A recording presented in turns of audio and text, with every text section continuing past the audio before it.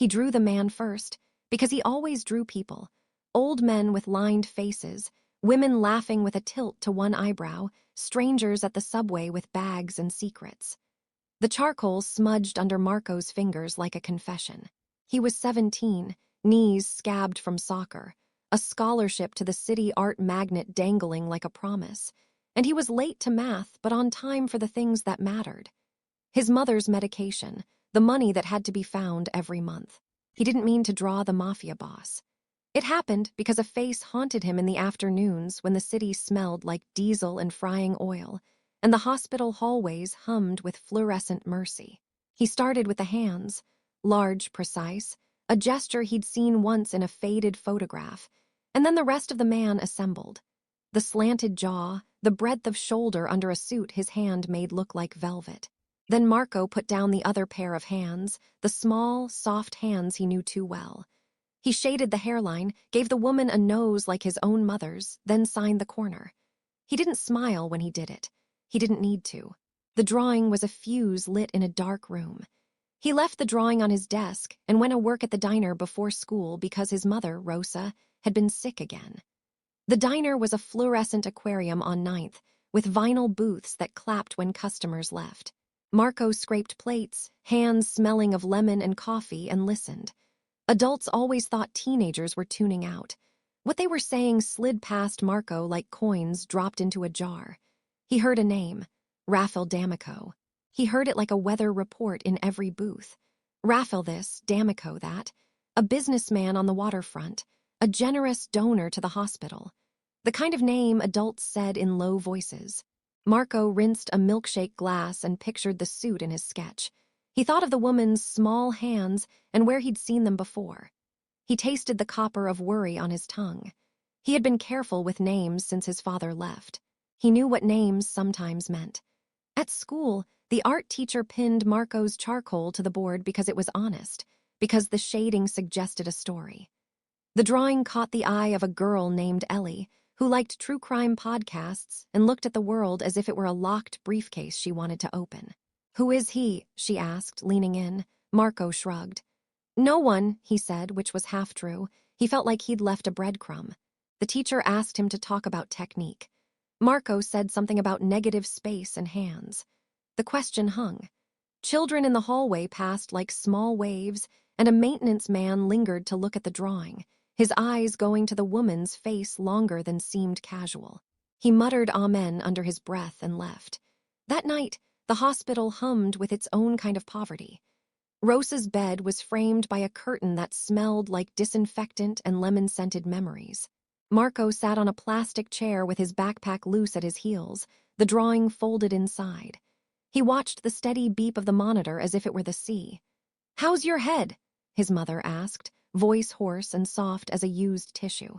She was smaller than she used to be, hair streaked with silver, a beauty spot near her ear that used to make men smile.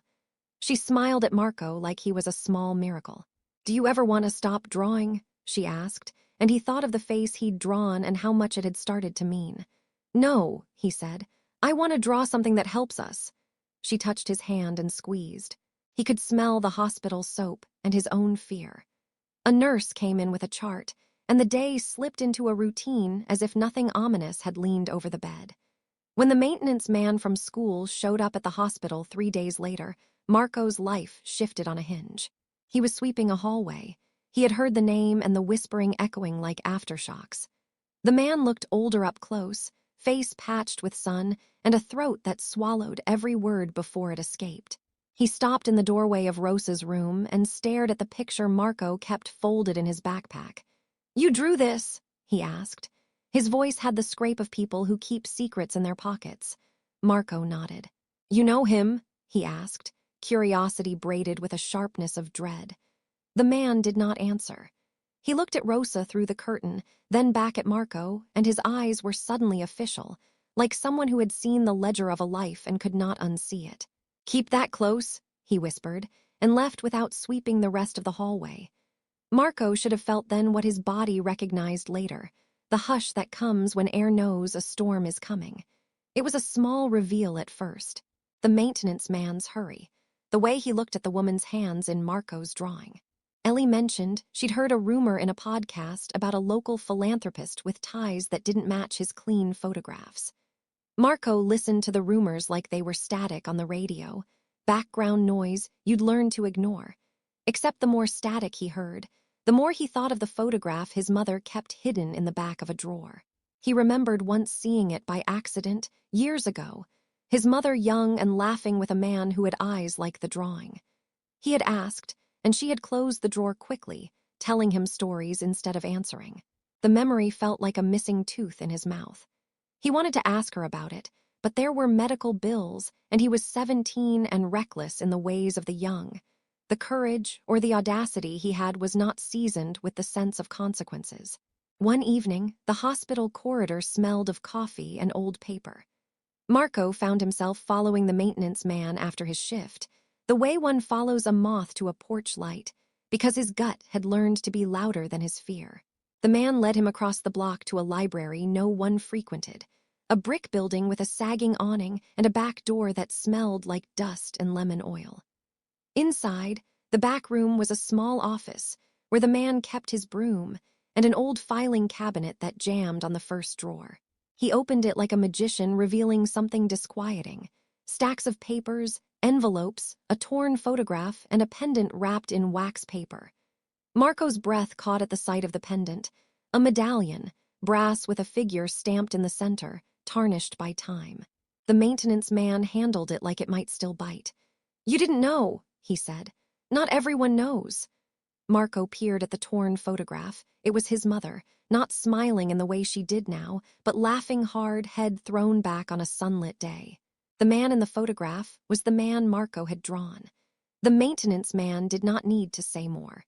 The small reveal folded into a larger one. The photograph tied his mother to Raphael D'Amico in a way no childhood explanation had covered. Marco felt the floor drop out.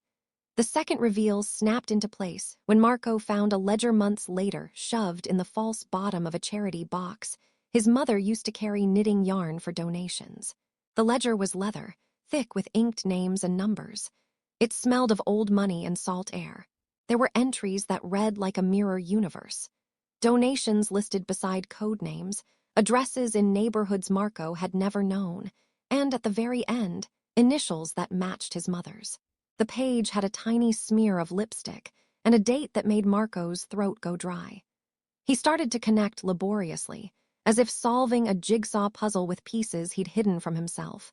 The maintenance man's warning, the medallion, the photograph, and now the ledger. Each object was a key. Each key turned him toward a lock he wasn't sure he wanted opened. He copied the entries into his notebook with a pen that shook, and then hid both under his mattress like contraband. That night, he dreamed of hands, his own younger hands, holding the medallion and hearing the distant, muffled sound of the ocean. The more Marco learned, the more the city rearranged itself. D'Amico's name moved like a shadow across the news columns. Generous to hospitals, a patron of arts, irony included, a man who wore his philanthropy like armor.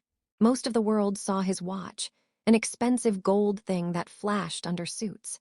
In the drawing, Marco had rendered the watch with the same obsessive detail he used on the hands.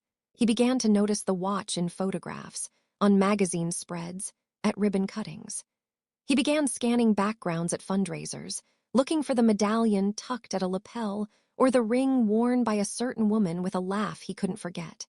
The watch, the medallion, the photograph, the ledger, the ring. 5 objects that circled him like planets. Each time one crept closer to reality, Marco's heartbeat learned a new rhythm.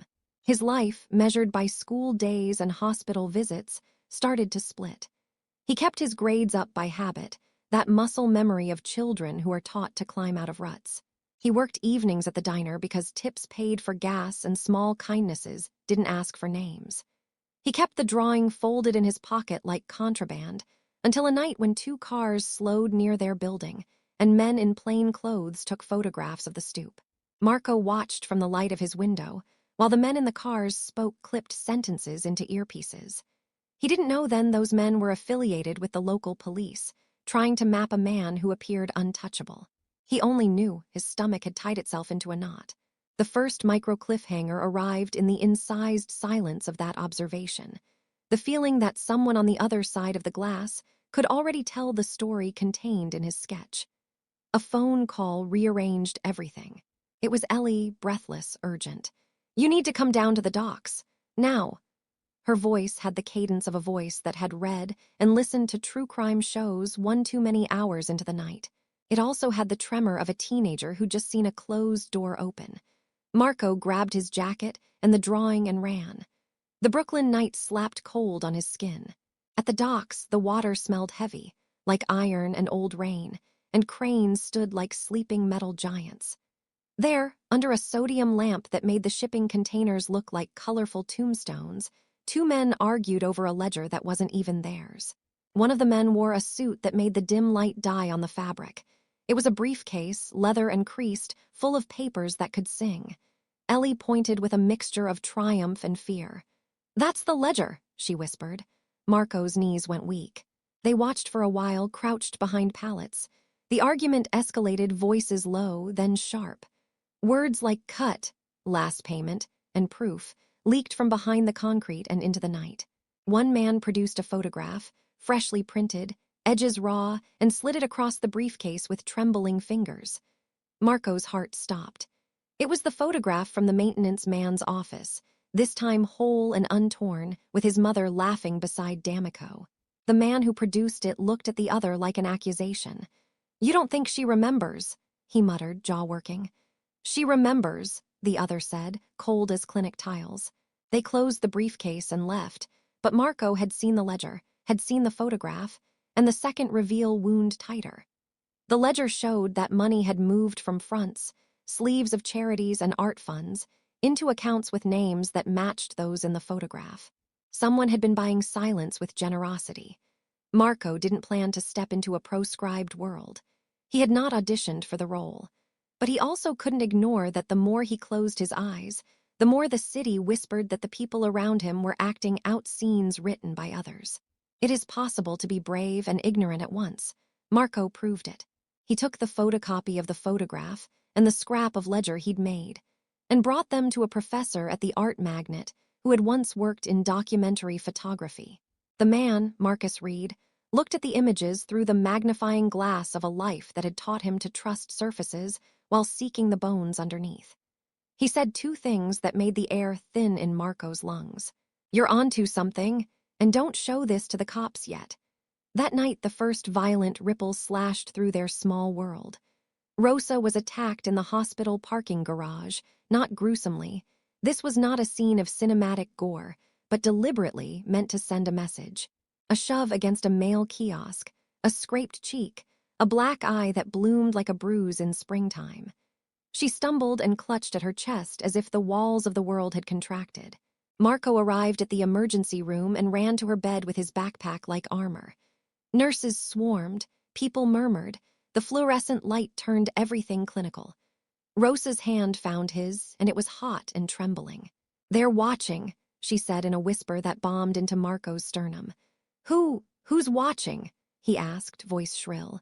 She couldn't answer, only shook her head, and the hospital scene wound tight like a noose. An attack's immediate aftermath that left more questions than wounds and arranged every remaining day into a cautious calendar. In the weeks that followed, the maintenance man disappeared. Ellie grew quieter. The ledger photocopy went missing from where Marco had hidden it in his locker, replaced by a single Polaroid left in its place. One with an image of Marco in the background at a school event, the ring on his mother's finger small and telling. Someone knew where he stored things. Someone had reached into his life and rearranged pieces like tarot cards. The third reveal, the game changer, arrived like thunder at a picnic. Marco found a packet of photocopies in the false bottom of an abandoned satchel at the dock, where he'd first seen the ledger exchange. Inside were bank statements, names of shell companies and donation flows, and a line that made him inhale hard. A transaction date that matched his own birthday. The ledger's numbers were not just about charitable donations. They mapped a life, and one column, marked custody, was associated with a hospital name and a surgical procedure. The implication, it was almost too much to consider, was that the ledger might not only be about money. It hinted at paternity and a concealment that implicated his mother and the man in his drawing in ways that could unmoor reality. Marco read those pages until his eyes watered. He felt dizzy, as if the city itself had tilted. If the ledger said what he thought it said, then the man in the photograph could be connected to him by blood. Marco folded the papers carefully and put them under his mattress. He avoided his mother that night, not out of malice, but because proximity felt like a collision he could not survive without breaking both of them. He went to the diner and worked the night shift, cracking eggs with hands that had suddenly been given heavier duties. The world moved around him.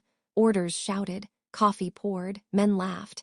But Marco's interior had become a slow probing instrument searching for an answer. The first interrogation came not in a station house, but in the fluorescent coherence of Marco's own school counselor's office. Mr. Patel was the kind of man who smelled faintly of curry and decency, and believed conversation, could arrange facts into healing. He had called Marco in under the pretext of discussing college essays. "Someone's filed a complaint about you," Mr. Patel said gently, eyes grave. "About what?" Marco answered. "About you taking pictures in public places," Mr. Patel said. "About you distributing images that are upsetting certain donors." The words landed like small stones in his chest. "Donors," Marco repeated. Mr. Patel's mouth tightened. "There's pressure from a donor who is concerned about association." The sentence should have been harmless enough, but somewhere behind the veneer of school bureaucracy, Marco felt real machinery turning. It became an interrogation, the first formal one, where the truth they sought wasn't just his art, but the implications of what he might know. He left the office with a notebook heavier than when he arrived. If the ledger hinted, he might be connected by blood to the man in the drawing. Then the secret room disclosed at the heart of D'Amico's philanthropy brought that possibility into the light. Marcus Reed secured them an invitation to a charity auction where D'Amico would be, under the pretense of a student art donation. The room pulsed with silk and clover-scented cologne. Raphael D'Amico was all carefully combed hair and patience. His watch flashed like a lighthouse. He was surrounded by people who orbited him like satellites. Marco's pulse hammered like a new drum. Then, in the museum basement, where the charity's records were kept, where artifacts and ledgers were catalogued under the wax stamp of private funding, Marco slipped away with Marcus and Ellie. They found a maintenance door ajar, a stairwell smelling of dust and old security, and at the bottom, behind a loose brick near the furnace, there was a metal box. Inside were folders, handwritten notes, typed statements, envelopes with bank stampings, a medallion that matched the pendant Marco had seen months before. The secret room discovery changed the investigation because the folders included hospital correspondence, consent forms, and a name scratched in the corner that matched a nurse's signature from his mother's records. A small paper tube held a hair sample labeled with a date and hospital code. The room hummed with implication. The micro cliffhanger came as Marcus gently closed his hand over a single folder with Marco's name on it, and the sound was heavier than any alarm. They did not get out clean. Security cameras hummed awake. A guard turned the corner. They ducked into a service corridor, silence pressing like a hand to the mouth. They heard boot steps approach, then pass and breathed again. On the way out, Marco's pocket buzzed. A text with a single line, "We know what you have. We can bury you." The elegance of the threat sat cold. That night, the city itself seemed to conspire against them. The 5 motif objects that had been gentle symbols a month earlier had become instruments of hate and hope.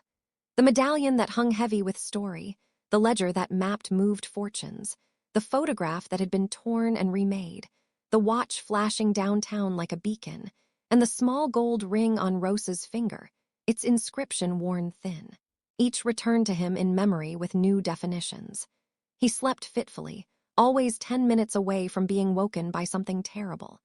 When a federal task force finally leaned into the story, it was because a journalist with a reputation for stubbornness put a foot into the dangerous water and refused to step back. An article ran in a local paper with enough careful omission to avoid libel, but enough implication to set the city's stomach churning. Raphael D'Amico, philanthropist, benefactor, had been photographed with his charity's checkbook open, speaking in public about family. The article referenced donations that matched ledger entries. It was quiet at first, a ripple. Then, an ambush turned the ripple into a wave. The raid came at dawn, not cinematic but efficient. Federal agents, plain cars parked like mute barricades, boots hitting concrete with a rhythm that spelled finality. They moved into warehouses on the waterfront, into offices with plants that no longer pretended to be alive. Marco watched from a library window across the street as agents carried boxes like offerings to an altar they were determined to dismantle. There was yelling short, clipped, and legal. Cameras rolled, and for the first time the name D'Amico sounded less like a story and more like a headline. The ambush was high action, violent with the economy of law. Doors kicked, paperwork seized, men cuffed and led like reluctant replacement chess pieces. Marco's stomach shifted into the cold knot of someone witnessing a world he had sketched in pencil, now becoming lines that bled into the real city. He felt triumphant and hollow at once. The ledger, in custody now, was scanned and carted off beneath a flapping sheet. That night Marcus Reed called him, voice low with the satisfaction of someone who had seen a plan come together. "They've got something," he said. "But Raphael, he isn't a prisoner yet." The interrogation that unfolded afterward was not in a police interrogation room, but on a park bench, and then inside the sterile questioning offices of the FBI. Agents sat with files and expressions calibrated to a machine that seeks to dismantle networks. Raphael D'Amico was questioned, publicly resistant, privately the exact opposite, and the tapes leaked in small increments the way pain leaks blood. But it was not only official questioning where betrayal showed its face. It was an interrogation at dinner, in Marco's own kitchen, where his mother's friend, Lucia, was asked directly about the photograph. Lucia, a woman who smelled of talc and strong coffee, had been close to Rosa in years when life was different. Marco sat across from her, his fists thick in his lap, the medallion in an envelope at his elbow. He asked, voice taut, "Was he ever in our lives like that?" Lucia's hands trembled. She looked as if stained by memory. She told a story under the pressure of gaze. Years ago there had been a period of help and patronage, quiet operations that saved children, paid for surgeries, and then a promise that would fester into silence. Her eyes slid away like someone who broke promises with her mouth, but couldn't undo them with her hands. The betrayal was not violence so much as omission, what the community had chosen not to name. In that moment, Marco felt two betrayals, one aimed at his mother and one aimed at himself for having believed in a simpler narrative. The midpoint of their arc cleaved everything. It came not at a courthouse nor under an interrogator's light, but in genetic testing results that were meant to be confidential and then leaked like a rumor that trades decency for curiosity. Marco, pushed by a mixture of desperation and the need to know his origins, authorized a swab of his DNA with the help of Marcus and the journalist. He waited like a man about to be told if a house had a foundation. When the results came back, they read like page-turning irony, a partial match. Not the clean, undeniable paternity he had feared, and yet not an absence either. The ledger's custody columns were tied to payments for a neonatal ward and to a dossier of hospital records showing a name that overlapped with his mother's. The genetic result suggested a relationship more complicated than simple paternity, perhaps a step, perhaps an arrangement, perhaps a cover-up. The truth felt like a prism. The light fragmented differently depending on which way you turned it. The revelation was the story's mid-twist. It was not clean. It forced Marco to decide what he wanted from the truth: justice, closure, or simply the right to name his life. Raphael D'Amico responded to the rumble of inquiry in ways that betrayed his calibration. He was used to controlling rivers of narrative. He hadn't calculated well for a boy with charcoal and a city that had grown tired of facades. His public face was polished, philanthropic, steeped in the language of hospitals and scholarships. The private face, the one Marco had drawn, had texture and vulnerability.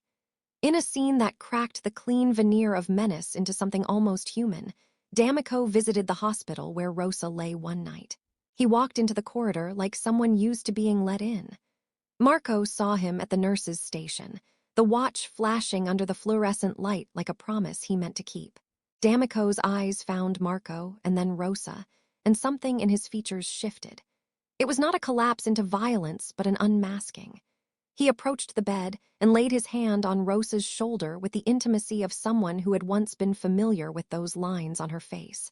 "Rosa," he said quietly, and in his voice was a memory so old it hurt to hear. He looked at Marco then, and for a moment his composure fell like a curtain. He said a name, not the one on paper, but a name warmed by memory, and the room watched as a man built of public righteousness lost emotional control. His hand clutched the medallion at his neck. His breath came too fast. "I didn't know he would," he began, and the sentence broke against the edge of the hospital bed. It was not an outburst of rage. It was grief exposed as someone who had been made responsible for decisions he had thought were merciful until they weren't. The unmasking was not theatrically violent. It was human, and it hammered everyone in the room. The subsequent raid and arrests were dramatic but messy. Some of D'Amico's lieutenants were taken into custody. Some papers disappeared in an hour like dreams at dawn. The watch was seized. The medallion was logged as evidence. The 5 motif objects showed their teeth and their tenderness in different places. The ring on Rosa's finger was photographed for the record. The ledger provided a map to shell companies. The photograph's edges were analyzed for dates. The medallion ended up in an evidence locker with a fluorescent tag. The legal machinery crooned and ground its gears, and sometimes the gears rubbed honest surfaces raw. Marco watched the public spectacle with a hollow, private chiming in his chest. He felt like a man who had helped write the script and didn't like the way the actors read their lines. The ambush that followed was not the one the task force had planned. It was personal. Marco was taken at knife point from behind a subway turnstile by men who wanted to send a message. Stop digging. Stop asking. They pushed him into a van that smelled of oil and sweat and regret, blindfolding him with the practiced economy of people who had rehearsed fear. The kidnapping was executed with a precision that told him more than words could. Someone had wanted to show what secrecy could do. They drove him to a house that smelled like lemon and old money and put him in a room with a single barred window. It was during those hours, in cheap light and the clatter of a kettle on a stove, that he had to decide whether to trade the ledger's location for safety, whether to trade his voice for silence. He refused. The men made threats that sounded like animal noise. They leaned in with the kind of intimacy that makes you feel small. Marco answered by keeping the starch of truth. He would not hand them what he didn't possess. For reasons he could not entirely explain, the men let him go at dawn, left him on a sidewalk with the taste of salt and the city opening around him. It was an ambush with a lesson embedded. You had friends and enemies, and sometimes the difference was indistinct. The kidnapping set a new tempo. The city felt more dangerous and more honest at once. People pressed secrets to their chests like coins. Ellie grew into a young woman who listened with the intensity of someone waiting for a ring to fall into place, and pressed a camera into Marco's hands that would record every conversation. Marcus Reed kept his distance, professional and watchful, like a man who'd seen too many stories end in ambulances. Marco's mother, resilient and small, grew quieter except when she spoke about mornings when the hospital smelled less like a clinic and more like an orchard. The personal stakes had climbed. His need wasn't simply that the truth be known, but that it be named in a way that respected the humanity of the people involved. He had suspected the game-changer reveal that made the ledger mean more than money. The DNA twist had done that, but it had also left spaces. It had left the essential question: what will you do when the person who most threatens your right to a life is also the person who, by one twisted geometry, might be part of it? Marco stood up to the Mafia boss in a place where heroics are not cinematic, but intensely private. It was not a street brawl or a trial cross-examination. It was a meeting in a quiet room in the courthouse after D'Amico had come through the legal ringer and was ordered to testify in the civil suit Rosa had filed for harassment. Marco walked into the courthouse looped with security, his backpack like a shield, his cheeks hollow with too many sleepless nights. He saw D'Amico in the hallway, older than photographs, worn at the edges, and felt the old mix of anger and compassion. He could have screamed, he could have thrown the ledger at him. Instead, he approached, breath measured like a man who had learned small rebellions matter. "Why?" he asked quietly when guards were distracted. "Why her? Why our family?" D'Amico's eyes searched Marco's face as if seeking a map. Marco noticed the watch, a dazzling thing that used to make him small when he had seen it in news photos. This time the watch didn't command respect. It ticked like a metronome out of time. D'Amico did not answer with words so much as with a falter, a name breathed, an apology offered like a brittle candy. "I thought I was protecting something," he said. "Sometimes. Things meant to help become shackles." Marco found in that falter a human that confused him. He had been taught to hate the idea of being part of a man's protection racket. He had also learned that men are not everywhere monsters, nor saints everywhere honest. The standoff was quieter than any ambush. Marco left with the sense of having been heard and of having given the world a small, necessary truth. One boy had told a man that human lives were not ledger entries. The game swung toward public resolution slowly and stubbornly. Civil suits pushed the ledger into daylight. Criminal charges began to accumulate as investigations traced transactions to shell corporations and hospital administrators. D'Amico's philanthropy, once a curtain of good deeds, frayed into a complicated tapestry. The watch was cuffed to evidence, the medallion photographed and catalogued. The photograph carefully preserved as Exhibit A. Marco watched as the legal machine ground down favor and feigned kindness into logs and receipts. The public payoff arrived in media cycles. A press conference where D'Amico answered questions with the weariness of someone who had public shame writ on their face, and then a plea deal negotiated in private that included restitution and a promise to stop involvement with certain charities. It was imperfect, procedural justice rather than a dramatic confession, but it was public. The ledger had been used to map truth. The press called it a scandal.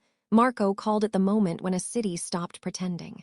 But public payoff could not erase the private wounds. The personal transformation that Marco needed was not only about courts and ledgers. It required confronting the man he might share blood with, the man who had chosen decisions with his own moral calculus. There was a moment in the hospital where Rosa, pale and better, sat with her ring warm on her finger and Marco by her bed. The medallion was in a little cardboard box, its brass dull but honest. Marcus Reed had brokered a meeting in a quiet room with D'Amico as part of a civil hearing. The man came in wearing a suit that had seen better days and eyes that had seen worse. He approached the bed and there was an awkwardness he could not smooth. "You saved so many," Rosa said, voice wispy with the threads of hospital air. "Did I ever owe you anything?" D'Amico's voice cracked. "I thought buying hospitals and paying lists would fix things," he said. "I wanted to make amends even when I made mistakes." He reached into his pocket and pulled out a watch with a new strap. It was not the gaudy model the press loved, but something simpler, as if he'd been edited by reality. He said haltingly, "If," and then stopped. The bridge between words and truth collapsed.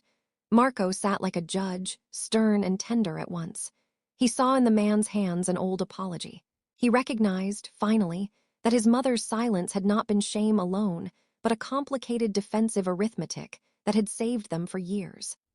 The emotional payoff was not an embrace nor a cinematic reconciliation, but an honest passing of the medallion into Rosa's hands, returned as restitution, not as a talisman, and with a promise to find the consequences and accept them. The personal transaction felt like currency earned. There were courtroom battles and there were quieter conversations, therapists, support groups, and the small algebra of apologetic work. The ring on Rosa's finger was cleaned. The watch was donated to a museum with restraints placed on future involvement.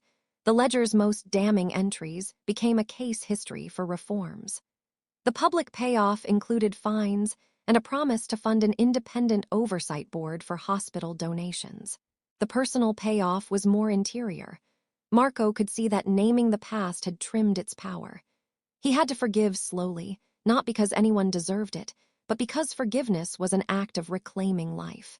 He visited the docks where the ambush had been planned and felt the city breathe differently, less like a conspirator and more like a reluctant ally. Months later, Marco stood in a small gallery with 20 of his drawings. faces and hands and places stitched into the cityscape. The exhibit was called Reasons to Keep Looking. People came, neighbors, students, a few reporters who had written the first articles. Ellie took photographs from the corner with a tenderness she reserved for things that had survived. Marcus Reed stood by the door like a lighthouse keeper who did not blow his horn too loudly. Rosa, healthier, leaned on a cane and wore her ring with the inscription turned inward so only she could read it. D'Amico did not come.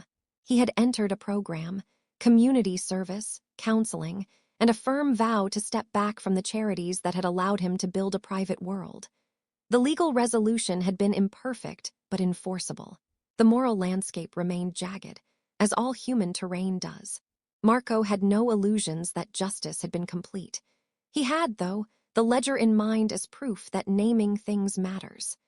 The photograph of the man holding hands with a woman remained on the wall of the gallery, enlarged and clarified, the edges uncut.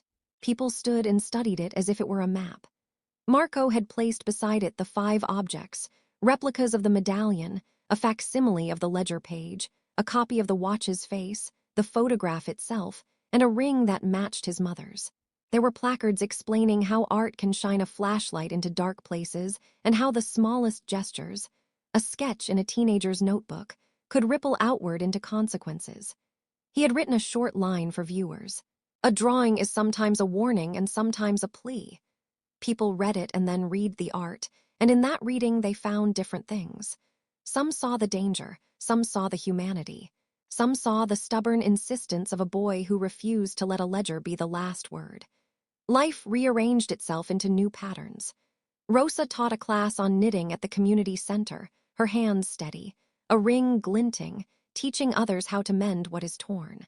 Marco graduated from high school in the spring with a scholarship not just for talent, but for perseverance. The gallery had helped. He took his acceptance letter to an art school in the city and kept the drawing he had first made tucked in a portfolio that smelled like eraser shavings and hope. Ellie moved to a journalism program and called sometimes with tips about stories that needed witnesses. Marcus Reed continued to develop documentary pieces. Each took their objects of memory into new rooms. There were quieter moments that mattered as much as the courtrooms.